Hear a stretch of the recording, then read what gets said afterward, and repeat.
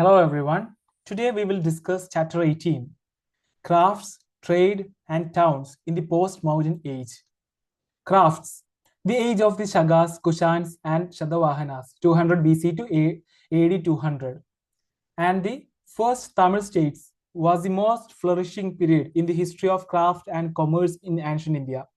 Arts and craft witnessed a remarkable growth. We do not come across so many kinds of artisans in the earlier texts as are mentioned in the writings of this period.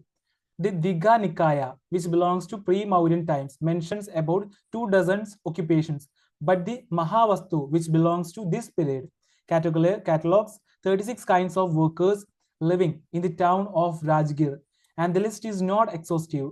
The Milinda Pano, or the Questions of Milinda, enumerates as many as 75 occupations, 60 of which are connected with various kinds of crafts.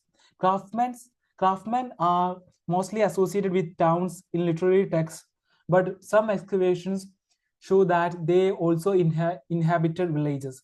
In a village settlement in Karimnagar in Telangana, carpenters, blacksmiths, goldsmiths, potters, etc. lived in a separate quarters, and agricultural and other laborers lived at one end. 8 crafts were associated with the working of gold, silver, lead, tin, copper, brass, iron, and precious stones or jewels. Various kinds of brass, zinc, antimony, and red arsenic are also mentioned. All this shows great advance and specialization in mining and metallurgy. Technological knowledge about the work of iron had made great progress.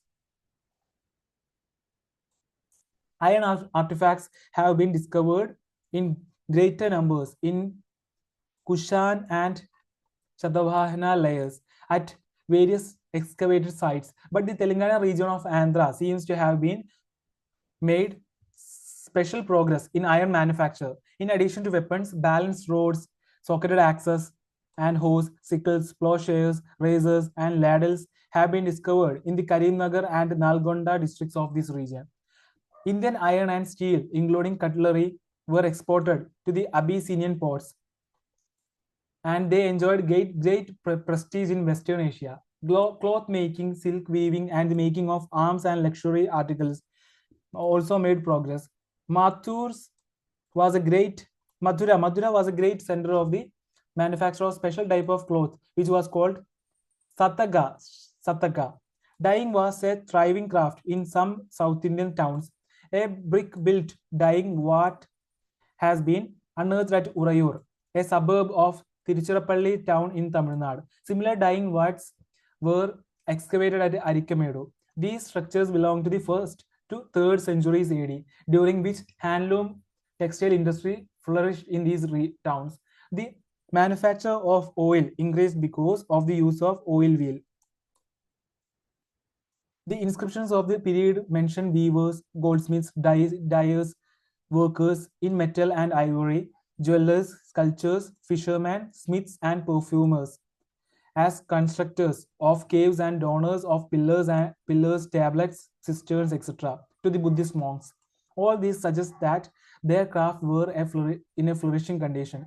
Of the handicrafts meant for manufacturing luxury articles, mention may be made of ivory work, glass manufacture, and bead cutting. Okay. Figure 13 shows India circa 200 BC to AD 200. Okay. Many products of these craft have been found as a result of digging in Kushan complexes. Indian ivories have been found in Afghanistan and Rome. They are likened to the ivory objects found in excavations at Shadavana sites in Deccan. Roman glass objects appear in Taxila and in Afghanistan, but it was about the beginning of the Christian era that the knowledge of glass blowing reached India and attained its peak. Similarly, large number of beads of semi-precious stones appear in the post-Mauryan layers. Coin minting was an important craft, and the period is noted for numerous types of coins made of gold, silver, copper, bronze, lead, and portin. The craftsman also made fake Roman coins. Various coin molds belonging to the period have been found both in North India and in Deccan. A coin mold from the Shadavana level shows that through it half a dozen coins could be turned out at a time. These urban handicrafts were supplemented by the manufacture of beautiful pieces of terracotta, which are found in profuse quantities. They have been found in almost all Kushan and Shadavana sites, but special mention may be made of Yelleshwaram in Nalgonda district, where we find the largest number of terracottas and the molds in which they were manufactured. Terracottas and their molds have been found at Kondapur, at a distance of about 65 kilometers from Hyderabad. Terracottas were meant mostly for the use of upper classes in towns. It is significant that the decline of towns in Gupta and especially in the post-Gupta times, such terracottas almost went out of fashion. Artisans were organized in guilds, and in the 2nd century AD in Maharashtra, lay devotees of Buddhism deposited money with the guilds of potters, oil millers, and weavers for providing ropes and other necessities to the monks. In the same century, money was deposited by a chief with the guild of floor makers at Mathura, out of the monthly income of which 100 brahmanas were to be served daily. On the basis of different texts, we can say that artisans of this period were organized into at least 2 dozen guilds. Most artisans known from inscriptions were confined to the Madura region and to the western Deccan, which lay on the trade routes leading to the ports of the western coast. The most important economic development of the period was the thriving trade between India and the Eastern Roman Empire. In the beginning, a good deal of this trade was carried on by land, but the movement of the Shagas, Parthians, and Kushans from the 1st century BC disrupted trade by land route. Although the Parthians of Iran imported iron and steel from India, they presented great obstacles to India's trade with the lands further west of Iran. But from the 1st century AD, trade was carried on mainly by sea. It seems that around the beginning of the Christian era, the monsoons were discovered. So the sailors now could sail in much less time directly from the eastern coast of the Arabian Sea to the western coast. They could call easily at the various ports such as Broch and Sopara, situated on the western coast of the India, and Arikamedu and Tamralipti, situated on the eastern coast. Of all these ports, Broch seems to have been the most important and flourishing. To it were brought not only the commodities produced in the Shadavana kingdom, but also the goods produced in the Shaga and Kushan kingdoms. The Shagas and Kushas used 2 routes from the northwestern frontier to the western east coast. Both these routes converged at Taxila and were connected with the Silk Road passing through Central Asia. The first route directly ran from north to south, connecting Taxila with the lower Indus Basin, from where it passed on to Broch. The second route, called Uttarapada, was in more frequent use. From Taxila, it passed through the modern Punjab up to the western coast of the Yamuna. Following the course of the Yamuna, it went southward to Mathura. From Mathura, it passed on to Ujjain in Malwa, and again from Ujjain to Broch on the western coast. Ujjain was the meeting point of another route which started from Kaushambi near Allahabad. Figure 14 shows ancient trade routes. Okay. Ancient trade routes: Raveri-Pattanam, Musiris, Arikamedu, Masili-Pattanam, Pradistan, Bharuch, Sopara, Barbaricum, Kandahar, Taxila, Sakala, Kabul, Bactria, Kashgar, Khotan, Miran, Tunhuang. Okay. Foreign trade. Although the volume of the trade between India and Rome seems to have been large, it was not carried on in articles of daily or common use. There was a brisk commerce in luxury goods, not in the articles of the day-to-day use. The Romans first started trade with the southernmost part of the country, because their earliest coins have been found in the Tamil kingdoms, which lay outside the Sadhavana dominions.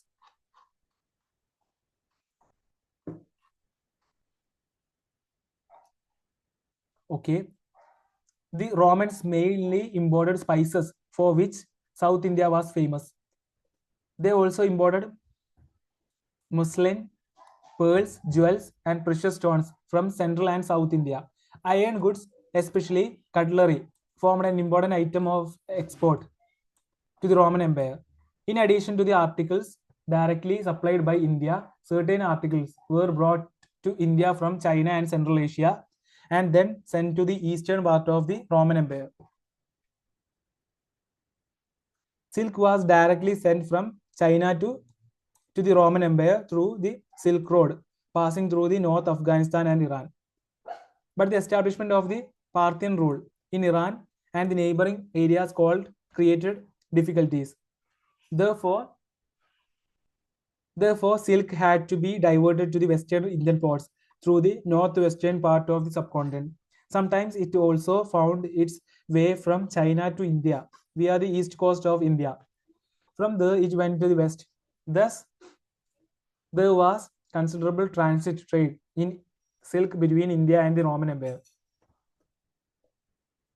In return, the Romans exported to India wine, amphorae, and various other types of pottery, which have been discovered in excavations at Tamluk in West Bengal, Arikamed near Pondicherry, and several other places in South India. Sometimes they traveled as far as Gauhati. Lead, which was used for making coins by the Shadavahanas, seems to have been imported from Rome in the shape of coiled strips. The Roman goods have not been discovered in any number in North India, but there is no doubt that under the Kushans, the northwestern part of the subcontinent in 2nd century AD carried on trade with eastern part of the Roman Empire. This was facilitated by the Roman conquest of Mesopotamia, which was made a Roman province in AD 115. The Roman Emperor Trajan not only conquered Muscat but also explored the Persian Gulf. As a result of trade and conquest, the Roman objects reached Afghanistan and northwestern India. At Bagram, 72 kilometers north of Kabul, large glass jars made in Italy, Egypt, and Syria have come to light. We also find there bowls, bronze stands, steel yards, weights of Western origin, Greco-Roman bronze statues of small size jugs and other vessels made of alabaster taxila, which is identical with the modern Sirkap in northwestern frontier province of Pakistan, provides fine examples of Greco-Roman sculpture in bronze. We also find several silver ornaments, some bronze pots, one jar, and coins of the Roman Emperor Tiberius. But Erythraean pottery, which has been found commonly in the South India, is not noticed in Central or Western India or in Afghanistan. Evidently, these places did not receive popular Western articles, which have been found mostly south of the Vindhyas in the Shadavana kingdom and further south. Thus, the kingdoms of both the Shadavanas as well as the Kushanas profited from trade with the Roman Empire, although the maximum profit seems to have been accrued to the Shadavanas. The most significant Roman export to India was the large number of coins invariably made of gold and silver. About 85 finds of Roman coins have come to light in the whole of the subcontinent, and most of them come from the south of the Vindhyas. This justifies the complaint of the Roman writer Pliny, who wrote his account called Natural History in Latin in AD 77. He bewails that Roman was being drained of gold on account of her trade with India. This may be an exaggeration, but as early as AD 22, we hear of complaints against excessive expenditure on the purchase of pepper from the East. Since the Westerners were very much fond of Indian pepper, it is called Yavana Priya in Sanskrit. There also began a strong reaction against the use of Indian-made steel cutlery, for which the Roman nobles paid very high prices. The balance of trade was so much in favor of India that eventually steps had to be taken in Rome to ban Rome's trade with India in pepper and steel goods. How did the Indians use the silver and gold currency which came to India from Rome? The Roman gold coins were naturally valued for their intrinsic worth, but they also may have circulated in big transactions. In the north, the Indo Greek rulers issued a few gold coins, but the Kushans issued gold coins in considerable numbers. It is wrong to think that all Kushan gold coins were minted out of Roman gold. As early as the 5th century BC, India had paid a tribute of 320 talents of gold to the Iranian Empire. This gold may have been extracted from the gold mines in Sindh. The Kushans probably obtained gold from the Central Asia. They may also have procured it either from Karnataka or from the gold mines of Dalbum in the south Bihar, which later came under their sway. On account of contact with Rome, the Kushans issued dinar type of gold coins, which became abundant under the Gupta rule. But gold coins may not have been used in day-to-day transactions, which were carried on in coins of lead, tin, or copper. Both lead and copper deposits are found in Andhra. The Andhras issued a large number of lead or tin coins in Deccan, and the Kushans issued the largest number of copper coins in northern and northwestern India. Copper and bronze coins were also used in large quantities by the rulers of some indigenous dynasties, such as the Nagas, who ruled in central India, Yaudhayas, who ruled in eastern Rajasthan, together with the adjacent areas of Haryana, Punjab, and Uttar Pradesh, and the Mitras, who ruled in Kaushambi, Madura, Avanti, and Ahichatra, Bareilly district in Uttar Pradesh. Perhaps in no other period had money economy penetrated so deeply into the life of common people of the towns and their suburbs as during this period. This development fits well with the growth of arts and crafts and the country's thriving trade with the Roman Empire. Urban settlements. The growing crafts and commerce and the increasing use of money promoted the prosperity of numerous towns during this period. Important towns in the North India, such as Vaishali, Patliputra, Varanasi, Kaushambi, Srivastravasti, Hastinapur, Mathura, Indraprastha, Purana Kila in New Delhi, are all mentioned in literary texts, and some of them are also described by the Chinese pilgrims. Most towns flourished in the Kushan period in the 1st and 2nd centuries AD. This may be said on the basis of excavations, which have revealed better structures belonging to the Kushan age. Okay, 18.2 shows remains of the stadium at Nagarjunakonda. 18.1 figure shows terracotta figures found in Ter region, district Osmanabad. Okay. The excavations further show that several sites in Bihar, such as Chirant, Sonpur, Baksar, and Maisan, in Ghazipur, in eastern Uttar Pradesh, witnessed prosperous Kushan phases. Similarly, in Uttar Pradesh, Sogara, Bitta, Kaushambi, and Sringaverapur near Allahabad, Atranjikera, and several sites in district of Meerut and Muzaffarnagar were in a thriving state in Kushan times. We notice considerable brick structures of the Kushan period at both Sringaverapur and Sirad. The excavations at Song in Madura show as many as 7 levels of the Kushan phase and the only one of the Gupta phase. Again in Julundar, Ludhiana, and Ropar, all lying in Punjab, several sites show good Kushan structures. The same is true of the sites excavated in Haryana. In many cases, the Gupta period had poorly built structures made of used Kushan bricks. On the whole, the material remains ascribable to the Kushan phase, display urbanization at its peak. This also applies to the towns in Shaga kingdom of Malwa and western India. The most important town was Ujjain because of its nodal point of two routes, one from Kaushambi and the other from Mathura. But it was also important because of its export of agate and carnelian stones.